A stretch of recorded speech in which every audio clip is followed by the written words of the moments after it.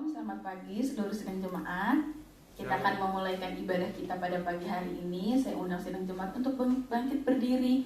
Kita mau melepaskan beban hidup kita ataupun masalah yang sedang kita hadapi. Kita mau fokus pada Tuhan, biarlah hadirat Tuhan hadir dalam ibadah kita pada pagi hari ini. Kita mau angkat pujian Kaulah Harapan.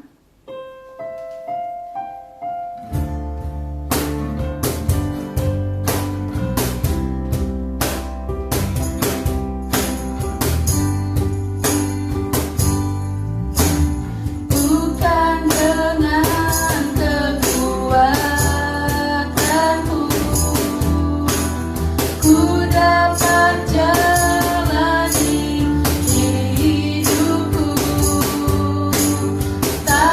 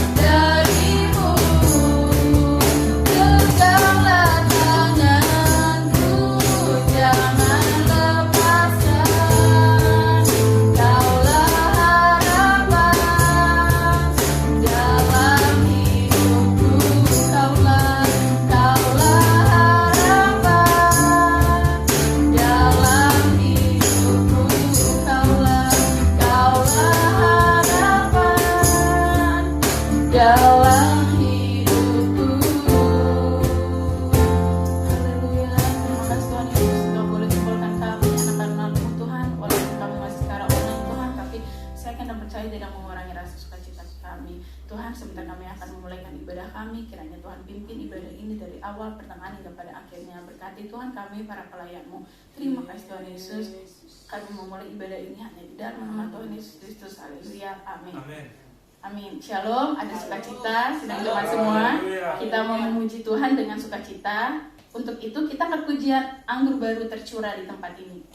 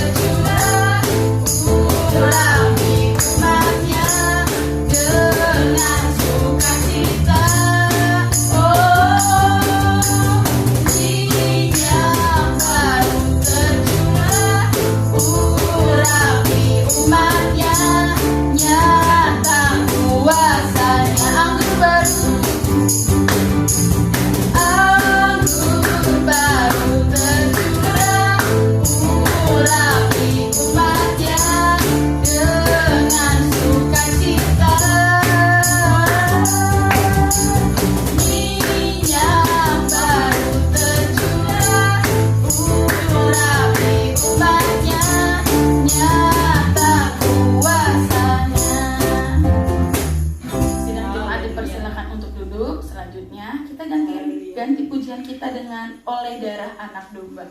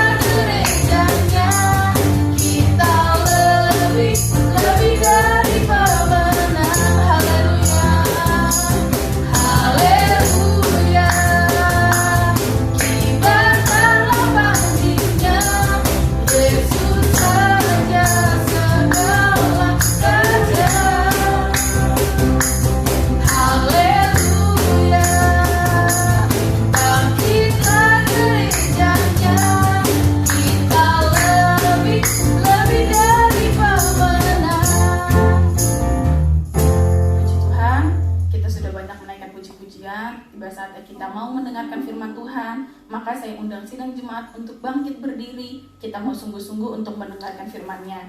Untuk itu kita angkat pujian, Tuhan adalah kekuatanku.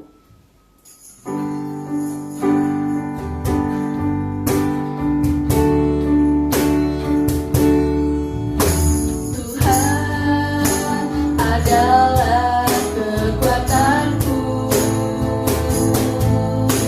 bersama Dia ku tak akan goyah. Ku kan terbang tinggi bagai raja wali, melakukan perbuatan yang besar. Tuhan adalah kekuatanku, bersama Dia ku tak akan goyah. Bukan terbang tinggi bagai raja wali, melakukan perbuatan yang besar. Bukan terbang tinggi bagai raja wali, dan melayang tinggi dalam kemuliaan-Nya. Biar bumi bergoncang dan badai menerpa, bukan terbang tinggi bersama Dia.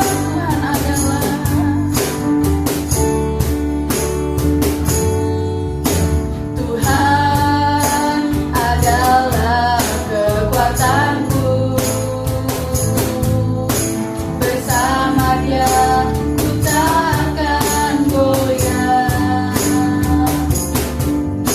Bukan terbang tinggi bagai raja wali, melakukan perbuatan yang besar. Tuhan adalah kekuatanku, bersama Dia ku tak akan goyah. Bukan terbang tinggi bagai raja wali, melakukan perbuatan yang besar. Bukan terbang tinggi bagai raja wali, dan melayang tinggi dalam kemuliaan-Nya. Biar bumi bergoncang dan badai menerpa, bukan terbang tinggi bersama Dia. Bukan terbang tinggi bagai raja wali, dan melayang tinggi dalam kemuliaan-Nya. Biar bumi bergoncang dan badai menerpa, bukan terbang tinggi bersama Dia. Bukan terbang tinggi, bukan terbang tinggi bagai raja wali, dan melayang tinggi dalam kemuliaan-Nya. Biar bumi bergoncang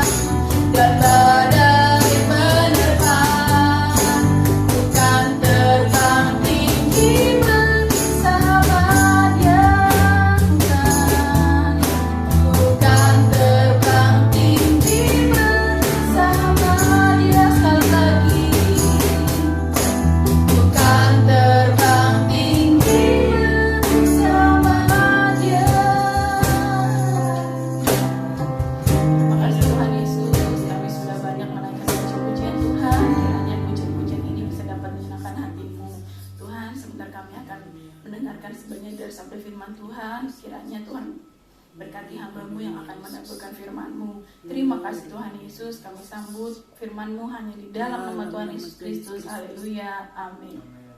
Puji Tuhan, selamat pagi Bapak Ibu Saudara yang sangat diberkati Tuhan.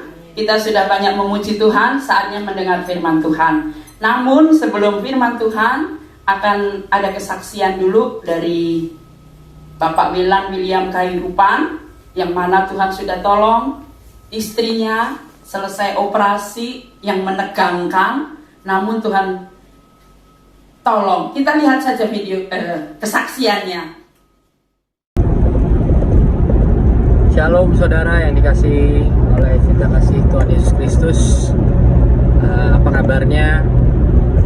Semoga baik ya. Mohon maaf sebelumnya, ini saya sambil nyetir. Jadi kalau videonya agak goyang-goyang atau agak berisik, soalnya saya takut nggak ada waktu, mungkin di rumah atau gimana. Waktu kosong saya ya ini pas nyetir. Saya mau memberi kesaksian saudara ya, beberapa hari terakhir. Jadi awalnya itu bulan Desember, istri saya tuh mulai pusing-pusing, ke dokter, CT scan, dibilangnya sarafnya terjepit, ikut fisioterapi beberapa kali, tapi nggak ada perubahan ya saudara. Dan itu dia rasakan waktu kerja juga gitu. Sampai akhirnya tanggal 20 Januari dia nggak bisa tidur malam saudara. Jadi setiap kali dia mau ketiduran, badan udah capek, udah mau ketiduran, tapi kepalanya tuh sakit saudara. Sampai mendadak kebangun, berdiri, sakit, melotot, kaget, jerit, ya kayak begitulah saudara di rumah. Akhirnya saya bawa ke UGD. Di UGD dapat obat malam-malam sampai jam 3 pulang, jam 4 sampai rumah. Mau tidur lagi saudara, sama saudara, nggak ada perubahan, kayak begitu lagi. Akhirnya siang kita ke dokter syaraf. Sama dokter syaraf disuruh nginep, rawat inap untuk observasi. Akhirnya kita swab, puji Tuhan negatif. Langsung masuk, dikasih obat, tetap saudara nggak bisa tidur juga. Padahal painkiller yang dikasih ke istri saya itu dosisnya tinggi-tinggi, berbagai macam jenis saudara ya. Sampai lambungnya tuh nggak kuat, sampai muntah-muntah saudara. Jadi dokter bilang MRI supaya tahu. Setelah MRI, saya lagi ngobrol-ngobrol siang-siang. Tiba-tiba saya dipanggil, dokter mau ketemu. Di situ feeling saya udah nggak enak saudara ya. Kalau dokter mau ketemu pasti ada yang nggak beres nih.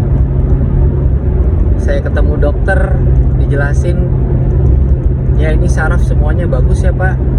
Cuman ini secara tidak sengaja, ini kita temukan ada sesuatu di otak kecil. Wah itu campur aduk saudara perasaan saya. Saya nggak tahu harus ngomong apa lagi tuh. Perlu MRI kedua kontras katanya. Oke, setelah MRI kedua kontras, keluarlah hasil yang lebih mantap lagi ya saudara. Saya pernah disambar petir saudara ya, 2 kali di pesawat. Tapi ini rasanya lebih saudara. Dibilang katanya hasilnya saat MRI kedua kontras, tumor ganas saudara. Hancur saudara, saya benar-benar nggak bisa ngomong. Saya balik ke kamar istri saya juga penasaran kan apa ya gitu. Tapi saya nggak boleh ngasih tahu. Di situ saya banyak alasan saudara. Saya bilang ke istri saya, bentar ya, saya ke Nur Station, ada yang mau diurus ini. Bentar ya, saya ke toilet dulu. Padahal saya ke mobil saudara. Ya, saya nggak kuat kalau di depan istri saya kan saudara. Di situ juga saya berdoa gitu, saya sedih. Kenapa sih Tuhan kok saya gitu? Anak saya baru mau umur 3 tahun. Kenapa kok seberat ini saudara gitu. Akhirnya saya sampai di titik, oke, saya sedih. Hari ini saya boleh sedih, tapi besok saya tidak boleh sedih lagi gitu saudara. Nggak boleh ada air mata lagi besok dan seterusnya. Saya harus kuat, saya harus semangatin istri saya. Akhirnya memang Tuhan Yesus tuh udah atur semua ya saudara. Ini kejadian nih pada saat istri saya cuti loh saudara. Jadi memang benar-benar nggak ngambil sama sekali jadwal schedule-nya dia gitu. Dokter syaraf bilang udah nggak usah tunggu CC asuransi. Saya langsung rujuk ke bedah syaraf. Saat itu juga dia telepon bedah syaraf saudara. Puji Tuhan langsung diangkat saudara. Dan dokter bedah syaraf tuh bilang oke, saya tangani. Itu Arnes sudah datang saudara, sore-sore hari Sabtu. Saya sudah di mobil, di parkiran, sudah mau pulang karena dijadwalin kontrol sama dokter syaraf mungkin hari Selasa mungkin. Tiba-tiba saya ditelepon saudara, dia bilang ini dokter syaraf sudah ada di rumah sakit, baru datang, bisa ketemu nggak? Wah, saya nggak langsung ambil pikir saudara, saya langsung turun, saya naik lagi ke atas. Maksud saya Tuhan tuh baik banget ya saudara. Saat itu juga doa saya tuh dijawab gitu. Akhirnya ketemu dokter bedah syaraf, konsultasi dengan beliau bilang ya mudah-mudahan ini infeksi bukan tumor gitu, tapi kita akan tahu setelah dioperasi. Cuman feeling saya saudara, ini tuh tumor. Kenapa? Karena dokter terlalu banyak ngomong kata tumor saudara. Jadi saya udah wah tumor nih gitu. Akhirnya setelah MRI kedua, karena udah tahu, jadi tumor istri saya itu besarnya 3 cm kali 3 cm, which is itu kata dokter itu cukup besar. Dan bengkaknya itu jadi kayak telur mata sapi saudara. Kuningnya itu tumornya, putihnya itu bengkaknya itu lebar saudara ya. Itu kenapa istri saya itu merasa sakit saudara, nyeri sakit gitu. Setelah MRI itu ketahuan, dikasihlah obat antiinflamasi untuk pembengkakannya, dan puji Tuhan istri saya bisa tidur saudara sampai dengan hari operasi, hari Selasa tanggal 26. Begitu jam 6 sore dokter bilang ini operasi 4-6 jam. Ketika istri saya masuk ke ruang operasi, suster yang nganter keluar bilang, Pak, estimasi 3 jam ya. Oh iya, tapi saya nggak percaya karena dokternya sendiri bilang 4-6 jam. Akhirnya saya nunggu berdua sama Arnes dari jam 6 sore sampai jam 1 pagi saudara, baru saya dipanggil.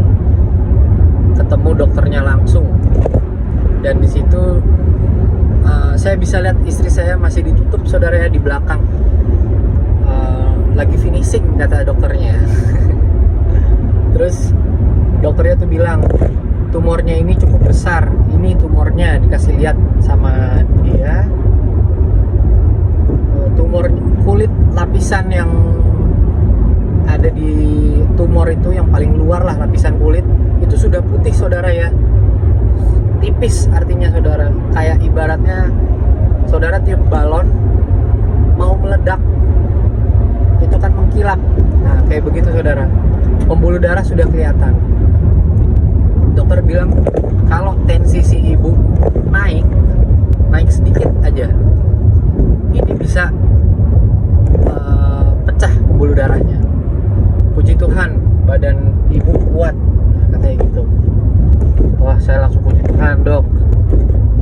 Terus yang jadi kekhawatiran dokter adalah cairan otaknya, karena cairan otaknya saat ada tumor itu cairan tidak bisa bersirkulasi dengan baik. Jadi dia harusnya tuh muter terus gitu saudara ya. Akhirnya dokter bilang menurut beliau ini tuh sudah cukup ruangnya, tapi nanti dilihat klinisnya.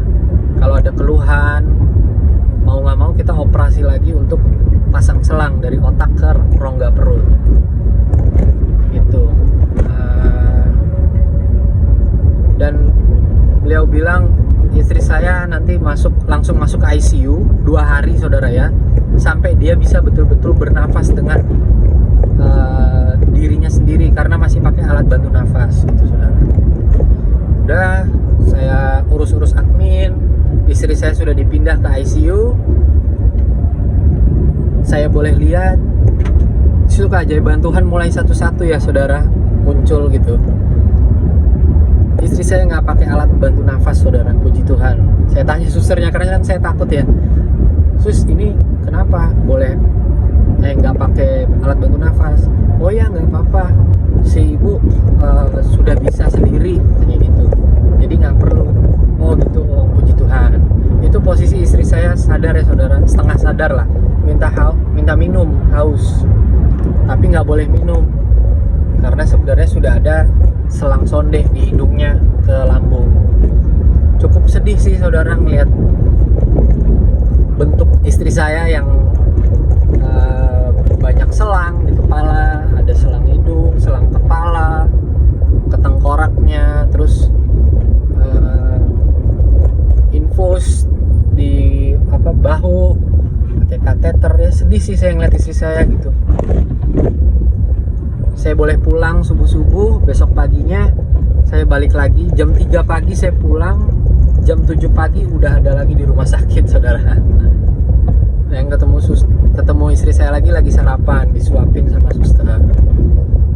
Di situ saya lihat ada 5 pasien ICU termasuk istri saya. Cuman istri saya yang sadar saudara, puji Tuhan. Tapi timbul lagi ketakutan dari saya. Aduh, istri saya sadar sendiri, suara-suara alat mesin, suara-suara pasien yang di ICU, karena mereka banyak yang mengerang ya saudara karena tidak sadar gitu, merintih kesakitan mungkin ya kayak gitu. Saya berdoa di luar, aduh Tuhan, masih sehari lagi di ICU, tolong kuatkan mental istri saya gitu supaya perkembangannya itu baik, tapi bisa down gara-gara mental sekelilingnya lah gitu. Itu doa saya langsung dijawab saudara. Itu sore saya ketemu dokter bedah syaraf. Dokter bedah syaraf tuh langsung bilang kondisi ibu baik, sekarang pindah aja ke kamar biasa. Wah, saya langsung seneng banget ya saudara bisa pindah keluar dari ruangan itu gitu, walaupun turun kelas waktu itu karena penuh. Sudah di kamar biasa, istri saya muntah 2 kali, tapi kata suster wajar, efek obat bius katanya. Mulai melakukan mobilisasi lah gitu, karena cuma bisa nengok ke kanan saudara ya, karena kan yang dioperasi sebelah kiri. Itu dari situ mulai lagi tuh saudara. Besokannya selang hidung sudah dicopot, lusanya selang kepala yang di tengkorak itu dicopot juga, puji Tuhan. Besokannya mulai belajar berdiri, bangun, jalan, sampai akhirnya kateter dilepas. Sampai kemarin hasil PA-nya keluar saudara ya. Jujur aja saya tuh sebenarnya udah pasrah ya saudara, karena hasil radiologinya itu tumor ganas katanya saudara. Jadi ya saya udah prepare yang terburuk lah, kalaupun harus terapi kemo atau radioterapi gitu, ya udah saya jalanin. Tapi yang jelas saya harus semangat supaya istri saya itu juga tetap semangat gitu, tetap berdoa terus. Itu 2 hari dokter nggak datang ya saudara. Istri saya tuh kesel gitu, sampai nangis terus, kangen Liam, pengen pulang, nggak bisa ngapa-ngapain. Soalnya kan istri saya kan aktif ya di rumah sakit, dikurung kayak begitu, kayak bosan lah gitu, merasa terkurung dan menunggu hasil. Saya sering disuruh minta hasil, Cuman saya nggak mau saudara, kan karena saya juga udah tahu itu tuh ganas, dan saya pengen dokternya yang ngomong langsung ke dia gitu. Jadi di samping ganas, tapi dia juga akan menyampaikan ini loh ada treatmentnya, bisa gini supaya dia tuh nggak putus asa gitu loh, mentalnya nggak down. Akhirnya dokter juga by phone ngomong sama saya dipanggil keluar, dokter Agung nggak bisa datang hari ini, jadi bisa by phone aja dijelasin. Oke, saya terima, saya udah tarik nafas, udah dalam nama Tuhan Yesus lah, apa aja dah, saya berserah gitu, pasrah, benar-benar pasrah saya. Dokter bilang, ya Pak, ini udah aman semua ya, ini udah bersih semua, saya ambil, dan menurut hasil PA ini tumornya jinak Pak ya, grade 1. Wah, saya langsung puji Tuhan, itu satu Nur Station ngeliat ke saya semua kali. Saya seneng banget gitu saudara, jadi kayak ini mujizat gitu buat saya. Di radiologi bilangnya ganas loh saudara, tapi ternyata secara PA itu tuh jinak dan grade 1 gitu. Kayak saya merasa saya dikasih waktu seminggu untuk tetap tekun berdoa gitu, dan doa-doa dari jemaat juga gitu sama yang lain-lain. Dan puji Tuhan itu bisa merubah gitu saudara. Jadi saudara percaya deh sama doa tuh bisa merubah lah di saat terdesak pun. Karena saya tuh ingat khotbah tante dulu, itu saya pegang buat kerjaan saya juga. Kalau orang Kristen yang percaya itu nggak pernah buruk saudara, hasilnya pasti baik. Paling tipis-tipis saudara. Kayak misalnya saya kesambar petir 2 kali, mesinnya rusak, tapi saya yakin, saya percaya gitu kalau ini tuh tipis-tipis, pasti Tuhan Yesus tuh at the end tuh baik gitu buat saya. Saya yakinin tuh sampai sekarang saudara, amin. Akhirnya sudah boleh pulang, dan istri saya juga nanti akan ada kontrol lagi untuk MRI lagi, sekali lagi, untuk tahu make sure bener-bener itu bersih, dan cairannya apakah perlu operasi untuk memasang selang dari kepala ke rongga perut. Ya mudah-mudahan sih, saya berdoa sih nggak perlu ya saudara. Gitu ya. Kesaksian dari saya cukup sekian ya saudara. Saudara jangan pernah berhenti untuk berdoa, berharap, terus taruh semua di dalam tangan Tuhan lah saudara. Semua pasti dijawab Tuhan gitu saudara. Kira-kira itu saja saudara. Terima kasih doa-doanya, banyak doa yang datang ke kami saudara. Biar Tuhan yang balas itu semua ke kehidupan saudara. Terima kasih, Tuhan Yesus berkati. Haleluya, luar biasa kesaksian yang sangat indah, menarik, menegangkan ya, dari kepala rumah tangga yang masih muda ini. Bagaimana pemeliharaan, pertolongan Tuhan itu nyata di dalam kehidupannya. Walaupun mungkin saudara lihat tadi videonya tidak pakai ya dasi seperti pelayan Tuhan di sini, bahkan di dalam mobil, tapi nggak apa-apa ya, karena situasi yang seperti ini. Yang penting kita diberkati oleh Tuhan. Mari kita akan sama-sama buka Alkitab kita. Saya akan berikan judul firman Tuhan pada pagi hari ini, jangan menangis. Markus pasal 1 ayat 40. Markus pasal 1 ayat 40. Saya akan bacakan sampai ayatnya yang ke-42. Demikian firman Tuhan. Yesus menyembuhkan seorang yang sakit kusta. Seorang yang sakit kusta datang kepada Yesus dan sambil berlutut di hadapannya, ia memohon bantuannya, katanya, "Kalau engkau mau, engkau dapat mentahirkan aku." Ayat 41. Maka tergeraklah hatinya oleh belas kasihan, Lalu ia mengulurkan tangannya, menjamah orang itu dan berkata kepadanya, "Aku mau, jadilah engkau tahir." Lanjut ayat 42. Seketika itu juga lenyaplah penyakit kusta orang itu dan ia menjadi tahir. Puji Tuhan, haleluya. Saudara, kita perlu mengenal siapa sih Tuhan yang kita sembah itu. Kita tidak, tadi sudah lihat, Allah kita itu Allah di dalam nama Tuhan Yesus Kristus, Allah yang penuh dengan belas kasihan. Kalau dia melihat orang yang menangis, orang yang bersedih, orang yang berduka, dan hatinya itu tertuju pada Tuhan, pasti Yesus tergerak hati. Ada banyak ayat Alkitab mencatat seperti itu. Dan kalau kita lihat di sini, Yesus berjumpa dengan seorang yang sakit kusta. Sakit kusta itu bukan sakit biasa. Di zaman itu sakit kusta itu alias sudah divonis mati. Karena nggak ada obatnya. Setiap orang yang sakit kusta dia harus dikarantina, dikucilkan.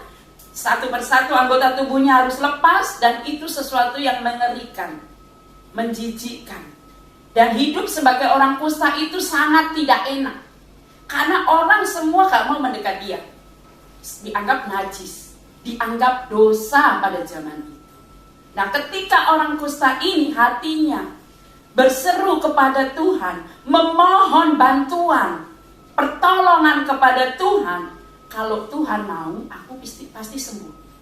Di sini masalahnya cuman apa? Kalau Tuhan mau, berarti kan orang kusta ini sangat percaya Tuhan mampu, Tuhan bisa menyembuhkan. Tapi apa kata Yesus? Yesus berkata, mengulurkan tangannya kepada orang kusta itu. Dan seketika itu juga penyakit kustanya pun tahir. Nah, saudara, hati Tuhan selalu tergerak saat melihat penderitaan. Jadi, saudara jangan merasa dosa kalau sedang menghadapi apa yang namanya masalah, apa yang namanya kesusahan, apa yang namanya air mata, apa yang namanya kesesaan.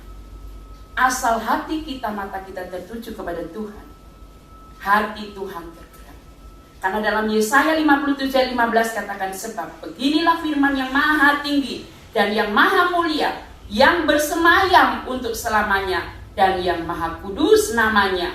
Aku bersemayam di tempat tinggi dan di tempat kudus, tetapi juga bersama orang-orang yang remuk dan rendah hati. Untuk apa? Menghidupkan semangat orang-orang yang rendah hati dan untuk menghidupkan hati orang-orang yang remuk. Bayangkan, hati yang remuk, hati yang berduka cita. Saat hati kita tertuju kepada Tuhan, Tuhan penuh berbelas kasihan. Bahkan dikatakan, aku bersemayam. Jadi Tuhan bersama orang yang sedang duka hati, remuk hati. Tuhan Yesus itu sangat tahu kedalaman hati manusia. Gak perlu kita menceritakan, asal kita bilang, Tuhan, Engkau tahu isi hatiku. Tuhan tahu. Dia tahu seberapa hancur, seberapa lara, seberapa duka, seberapa khawatir dan cemas hati umatnya. Kalau kita dengar tadi kesaksian dari Bapak Welan, dia begitu cemas, dia begitu takut ketika dokter bilang, ini vonis kanker ganas. Loh, siapa yang gak takut? Saat-saat itulah saudara pasti mau kemana ini? Mau memberitahukan pada istrinya, gak tega, ya kan?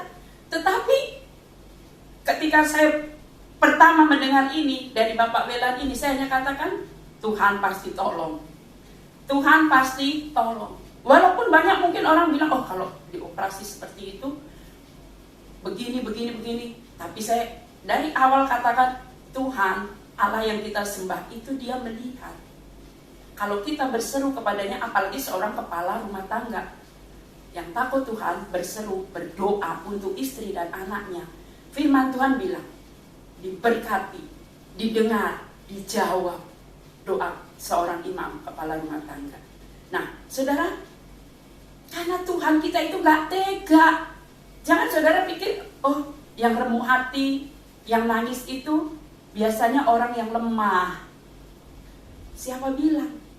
Kalau saudara baca sepanjang sejarah Alkitab, banyak di dalam Alkitab ini orang-orang kuat secara fisik, orang-orang hebat, terhormat, itu mereka menangis kepada Tuhan.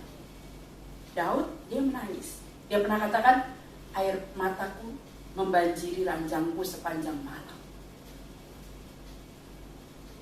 Dan Tuhan tahu bahasa air mata. Yusuf saat dia ketemu saudara-saudara, dia terharu, dia menangis, dia ngumpet di kamar supaya Tuhan saja yang melihat air matanya.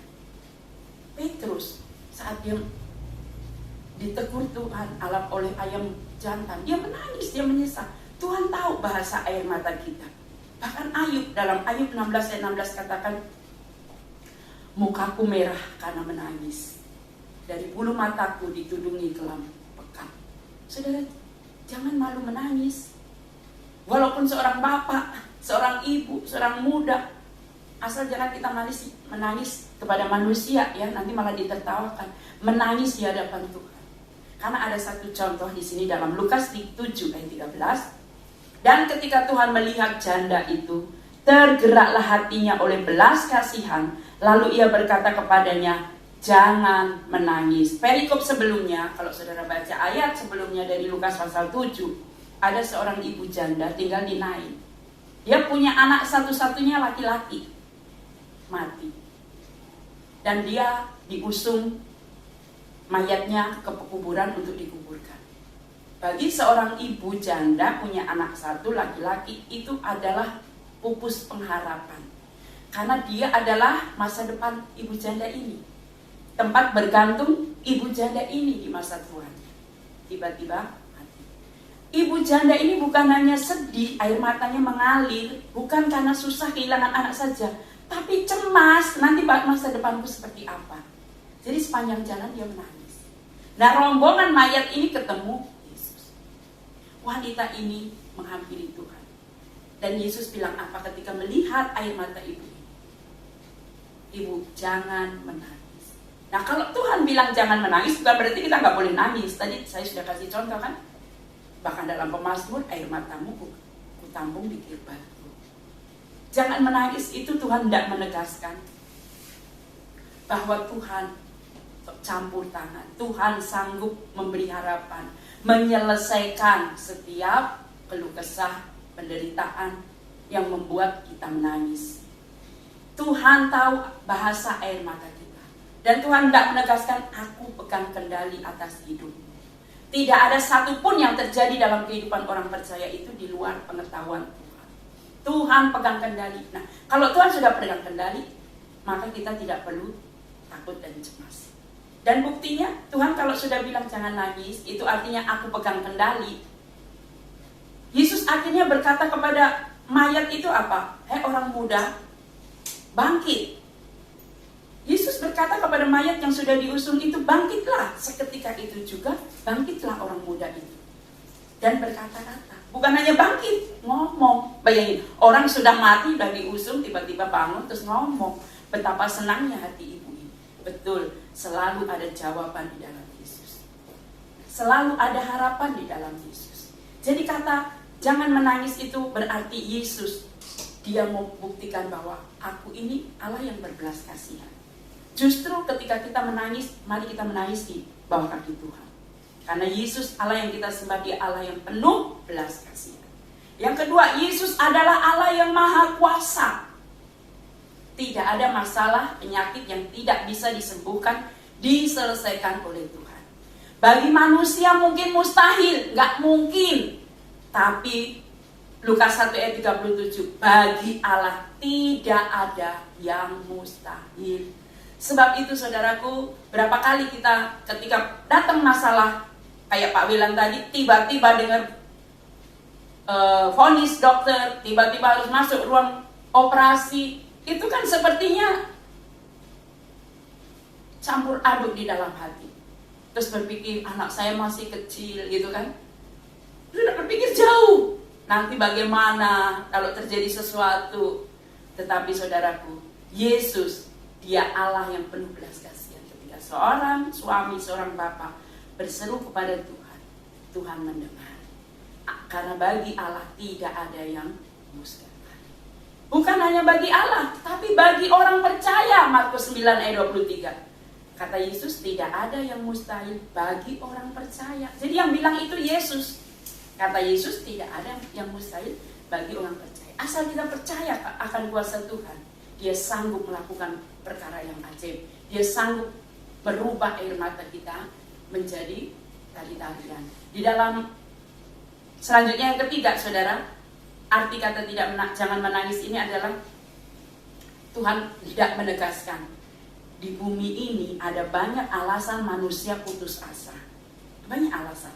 Karena apalagi di tahun-tahun ini banyak kejadian tak terduga. Ya. Ada bencana alam. Kalau hari ini dari semalam tuh seluruh Semarang tuh kebanjiran. Kita bersyukur ya tahun ini. Saya hampir tiap hari ada teman yang menelpon, hamba Tuhan, banjir enggak, puji Tuhan. Walaupun hujan, kalau malam itu kalau hujan saya selalu dengar. Karena apa? Dari atas itu hujannya kedengaran gitu, kayak dicurahkan gitu, tiba-tiba berhenti gitu. Nah, saudara, kalau dulu sampai saya dengar status itu dari seorang ibu, beberapa malah, masa kecilku senang mendengar air hujan. Tapi masa sekarang kalau saya dengar air hujan, ada takut, ada cemas, ada khawatir. Takut banjir, tanah longsor, bahkan banjir bandang. Nah, karena kan itu bisa terjadi di mana-mana. Di tempat-tempat yang kita tidak pikirkan itu bisa terjadi. Nah, jadi banyak alasan manusia menghadapi kesulitan. Dan kadang-kadang kalau manusia sudah menghadapi kesulitan seolah-olah tidak ada solusi kan, tetapi Yesus ada jawaban dalam setiap pergumulan umatnya. Dan yang keempat dari kata jangan menangis ini, Yesus tidak menegaskan bahwa kasih Yesus itu tak terbatas. Kasih Tuhan itu tiada batas, ya. Dia sanggup menolong kita dari ketidakberdayaan dan keterbatasan kita. Kita manusia itu cara berpikirnya terbatas, ya. Kadang kita nggak berdaya menghadapi satu masalah, satu persoalan. Tetapi Yesus dia sanggup menolong, mengatasi ketidakberdayaan dan keterbatasan saudara dan saya orang yang percaya kepadanya. Nah, mungkin pagi hari ini saudara pun ada yang punya masalah. Ada yang belum teratasi sampai hari ini di bulan Februari, awal Februari tahun 2021. Mungkin dari sudut manapun sudah tidak ada jalan keluar. Namun percayalah Tuhan Yesus dia berkuasa untuk menolong dan menyelesaikan segala masalah yang kita hadapi. Amin. Kadang kita berpikir masa, itu gak akan terjadi. Dibutuhkan percaya. Allah kita maha kuasa. Jadi pagi ini seberapa besar masalah saudara? Sehingga membuat saudara menangis. Mungkin orang gak tahu saudara menangis. Mungkin nangisnya di kamar atau sendirian. Mungkin saudara berpikir masalah saudara paling besar, paling berat. Seberat masalah saudara, apakah sebesar orang kusta tadi? Tentu tidak kan? Kalau orang kusta Tuhan tolong, saudara pun Tuhan tolong. Karena kasih Tuhan tak terbatas buat saudara dan saya. Apalagi di hadapan saudara itu sudah ada tubuh dan darah Tuhan. Ya, itu bukti Tuhan mengasihi kita. Kasih Tuhan tiada batas. Apa penyakit kita lebih besar? Masalah kita lebih besar dari janda Nain tadi? Yang sudah mati anaknya? Mati aja bisa dibangkitkan. Nah, itu artinya bagi Tuhan memang tidak ada yang mustahil. Hanya diperlukan percaya. Tuhan kita penuh belas kasihan. Dalam Yeremia 32 ayat 27 dikatakan, sesungguhnya akulah Tuhan, Allah segala makhluk. Adakah sesuatu apapun yang mustahil untukku? Nah, jadi bagi Tuhan tidak ada yang mustahil. Dia yang menciptakan langit, bumi, dan seisinya. Yang kita keluhkan sehari-hari itu kan segala yang ada di bumi ini. Perkara jasmani. Tuhan, dia sanggup. Penyakit juga Tuhan yang ciptakan organ tubuh dari ujung kepala sampai kaki. Jadi bagi Tuhan tidak ada yang mustahil. Dan ingat, Yesus Allah kita itu Allah yang selalu tergerak oleh belas kasihan. saat kita mau datang kepada Tuhan. Jadi jangan malu, jangan sungkan dalam menghadapi apapun, situasi senang, suka, duka, datang kepada Yesus. Ada banyak contoh hati Yesus tergerak, saya baca singkat saja ya. Dalam Matius 9 ayat 36 dikatakan, melihat orang banyak itu tergeraklah hati Yesus oleh belas kasihan kepada mereka, karena mereka lelah dan terlantar seperti domba yang tak bergembala. Banyak orang yang tidak diperhatikan orang, diabaikan orang, itu terkucil. Ingat, justru orang seperti itu yang diperhatikan Tuhan. Orang yang seperti domba terlantar, domba tak bergembala, orang yang piatu, tidak ada tempat untuk mengadu.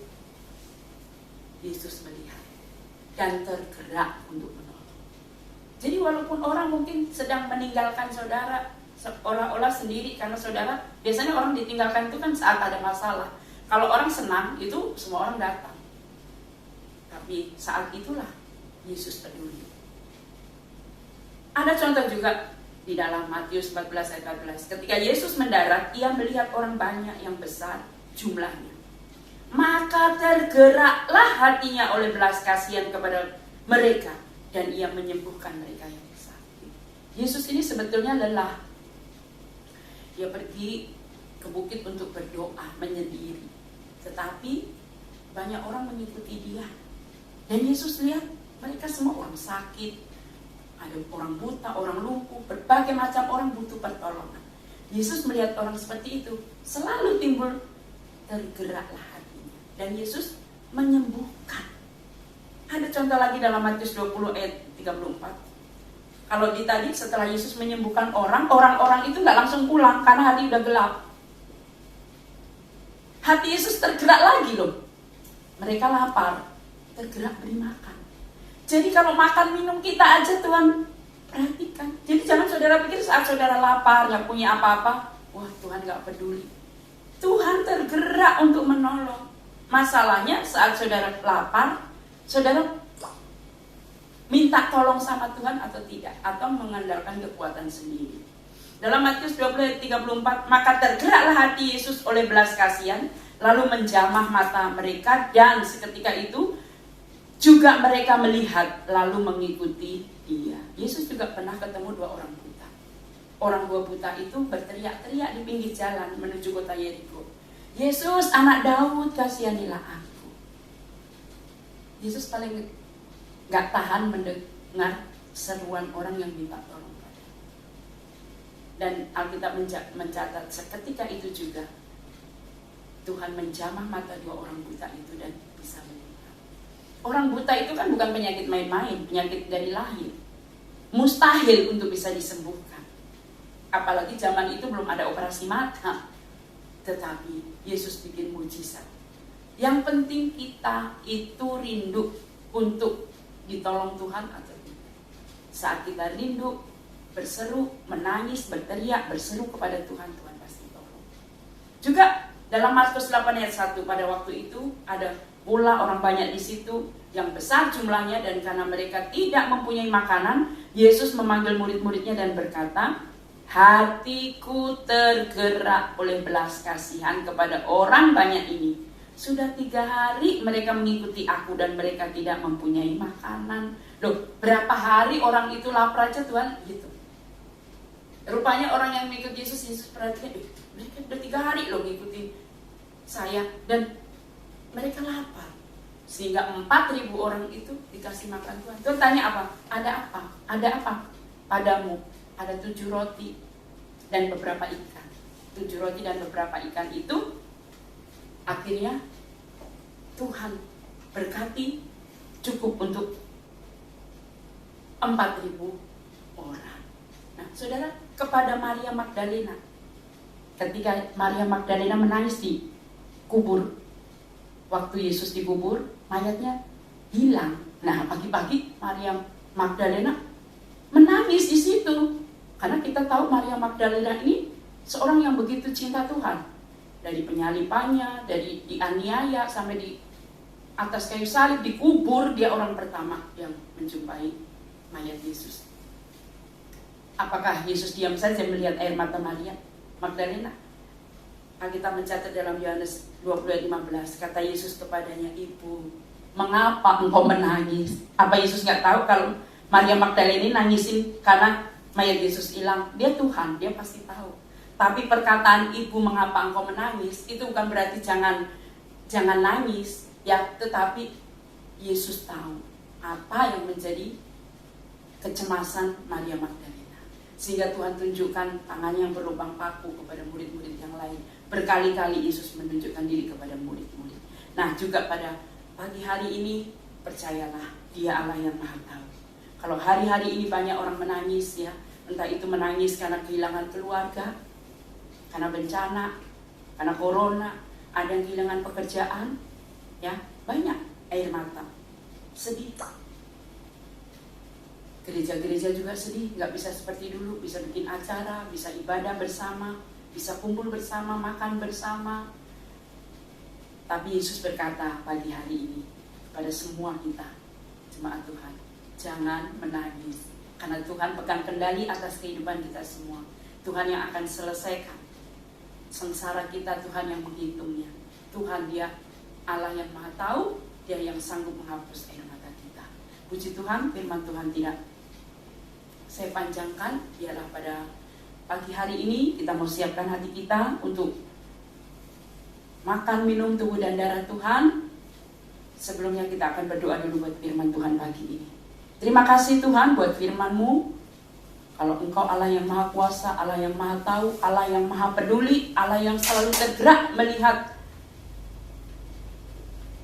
kesusahan umat-Mu, pagi ini kami percaya Engkau pun melihat kedalaman hati kami. Engkau Allah yang Maha Tahu, Engkau yang akan menolong, memberkati, menghibur, bahkan menghapus air mata kami. Engkau ganti dengan kemenangan. Terima kasih banyak juga buat kesaksian yang sudah disampaikan oleh Kepala Rumah Tangga Bapak Welan. Kiranya ini boleh menjadi berkat, kekuatan untuk kami terus berharap dan mengandalkan Tuhan. Karena bagi Tuhan tidak ada yang mustahil. Dalam nama Tuhan Yesus kami berdoa. Amin.